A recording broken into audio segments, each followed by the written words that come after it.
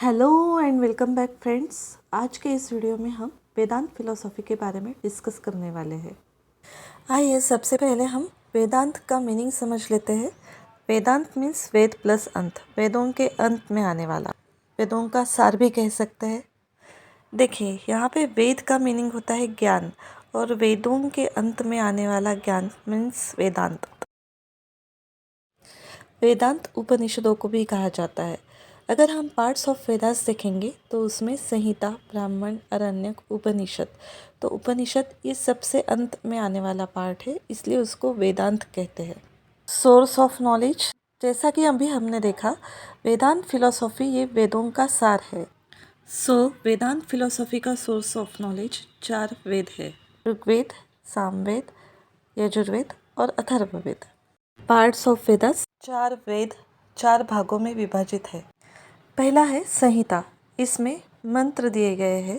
दूसरा है ब्राह्मण, इसमें मंत्रों का एक्सप्लेनेशन दिया गया है और वैदिक धार्मिक विधियों को समझाया गया है।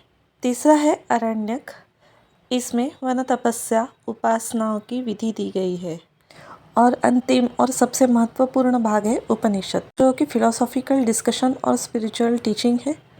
इसमें ब्रह्मा को विस्तार से वर्णित किया गया है और आध्यात्मिक ज्ञान की प्रक्रिया बताई गई है। आगे देखते हैं 6 schools of Vedanta philosophy. Vedanta philosophy की 6 शाखाएं मानी जाती है। सबसे पहली और महत्वपूर्ण है अद्वैत वेदांत, जो कि शंकराचार्य द्वारा दी गई थी। अद्वैतवाद ये वेदांत फिलोसॉफी का सबसे महत्वपूर्ण सिद्धांत है। आइए इसका मीनिंग समझते हैं। द्वैत मीन्स दो, और जब हम द्वैत के पहले अ लगाते हैं तो अ का मीनिंग है नहीं, दो नहीं, मतलब एक ही, कोई भी दूसरा नहीं, नॉन डुअल और नॉट टू। वेदांत फिलोसॉफी में ब्रह्म तत्व को ही सत्य माना गया है। ब्रह्म तत्व ये एक ही सत्य है, बाकी सब मिथ्या है, बाकी सब इल्यूजन है। यही वेदांत फिलोसॉफी का अद्वैतवाद है। आइए थोड़ा सा डिटेल में समझते हैं। ब्रह्मा एज अल्टीमेट रियलिटी, वेदांत के अनुसार ब्रह्म ही परम सत्य है। Brahma as the ultimate reality and unchanging, infinite and formless source of universe. इस अनंत और रूपहीन ब्रह्मांड का स्रोत ब्रह्मा ही है। ब्रह्मा की वजह से ही ये ब्रह्मांड है, जो पहले था, अभी है और आगे भी रहेगा। इट इज नेवर चेंजिंग, इसीलिए ब्रह्म ही सत्य है। आगे आत्मा और ब्रह्म। अद्वैत वेदांत के अनुसार आत्मा और ब्रह्म एक ही है, परंतु अज्ञान के कारण हम इसको नहीं समझ पाते। और अद्वैत वेदांत के अनुसार आत्मा के ब्रह्म स्वरूप का ज्ञान होना ही मोक्ष प्राप्ति है। ब्रह्म, आत्मन, जीव, इन कंसेप्ट का रिलेशनशिप समझने के लिए माया की कंसेप्ट समझना ज़रूरी है। तो क्या है माया? माया मीन्स इल्यूजन। माया के कारण ही हम इल्यूजनरी वर्ल्ड को, आभासी जगत को सही समझ लेते हैं, वास्तविक समझ लेते हैं और ब्रह्म के स्वरूप को नहीं जान पाते। अद्वैत वेदांत में कहा गया है, ब्रह्म सत्य जगन मिथ्या, जीवो ब्रह्मैव नापरः। इसका मतलब है ब्रह्म ही सत्य है, जगन मिथ्या है। मिथ्या है मतलब जैसा है वैसा हमें दिखता नहीं है। अज्ञानता के कारण हम सत्य को नहीं देख पाते। और वेदांत दर्शन के अनुसार जीव ही ब्रह्म है। इस सत्य का ज्ञान होना ही मोक्ष प्राप्ति है। वेदांत फिलोसॉफी का अल्टीमेट गोल है लिबरेशन, मुक्ति। इसके लिए वेदांत फिलोसॉफी में 3 मार्ग बताए गए हैं: ज्ञान योग, भक्ति योग और कर्म योग। आगे है प्रमाण। Pramans are tools used to gain knowledge and understanding of ultimate reality. Praman means proof, जिससे हमें यथार्थ ज्ञान होता है।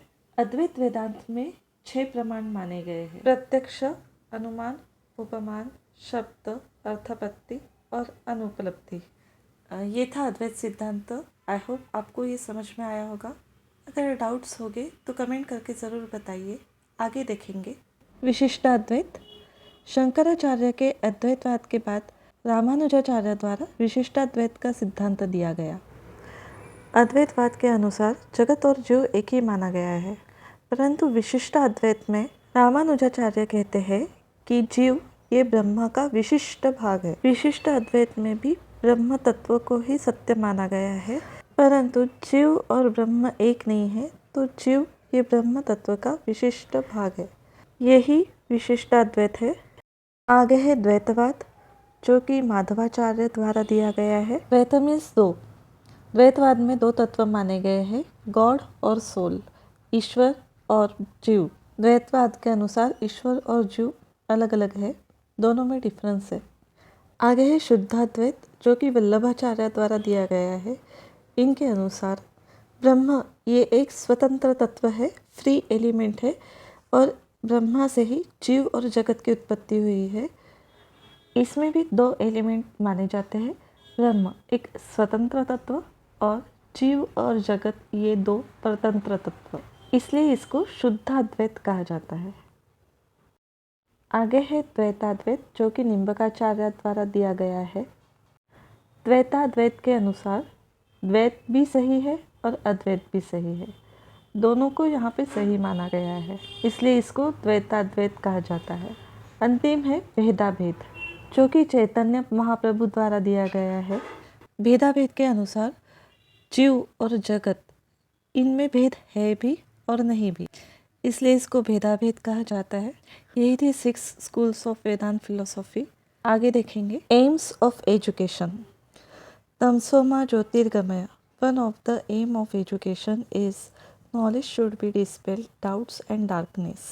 इंडिविजुअल सेंटर्ड एजुकेशन होना चाहिए, जो ओवरऑल डेवलपमेंट पे फोकस करे, intellectual, moral, social and physical overall development होना चाहिए।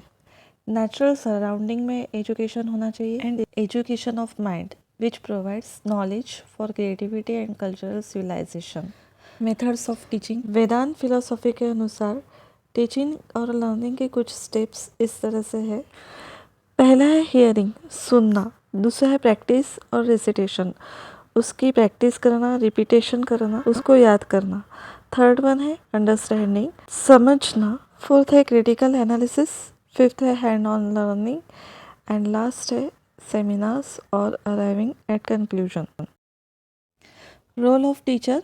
वेदांत फिलोसॉफी के अनुसार teacher guide, mentor, role model है। करिकुलम। वेदांत फिलोसॉफी में 6 वेदांगास बताए गए हैं, 6 एरियाज ऑफ स्टडीज बताई गई है। शिक्षा, कल्प, व्याकरण, निरुक्त, छंद, ज्योतिष। करिकुलम में moral, religious, spiritual, humanities subjects रहने चाहिए। दोस्तों इस वीडियो में इतना ही। आई होप ये वीडियो आपके लिए हेल्पफुल रहा होगा। अगर कुछ भी डाउट्स होगा तो कमेंट करके ज़रूर बताइए। अगर वीडियो पसंद आया होगा तो लाइक, शेयर, सब्सक्राइब ज़रूर कीजिए।